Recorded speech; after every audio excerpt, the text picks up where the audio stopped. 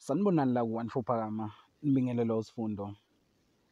Namhlanje-ke usuku olukhulu laphana kwima-Red Nation, lapho khona igcokama elisha lithembisa okukhulu nge-albhamu yalo izwe lonke. Ekade ilindiwe-ke, ilindwe abantu abaningi ukuthi beyithamele. Kubonakele-ke kwi-promo yakhe efake-ke noQuality Biyela, odume nje ngokuswenga mbukeli wethu. I-albhamu-ke namhlanje-ke uMthandeni uzobe eyinika-ke abantu lapho khona kade abantu beyilindile ukuyizwa le albhamu yodumo. Okunezihloko-ke lapha kwi-albhamu ey'thinta abantu nje ukuthi bafuna ukuzizwa kahle lezi ngoma zegcokama elisha.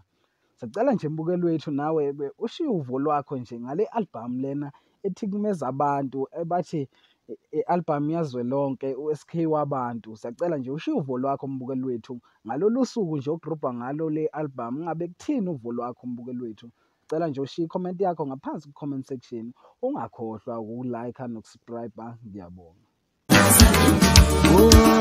Ngihlaziyela leli phupho ngangisemncane mina gogo, abazali bami bafa kanjani, abazali bami bafa kanjani, njoba ngizovuta ngingudakaboy, bathi dakaboy,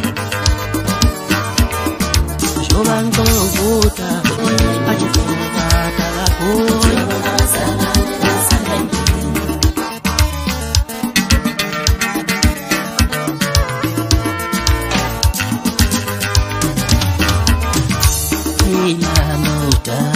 Ekaya bapewe Bova dakaboy ngoba ngifundile, njoba ngizovuta ngingudakaboy, bathi dakaboy.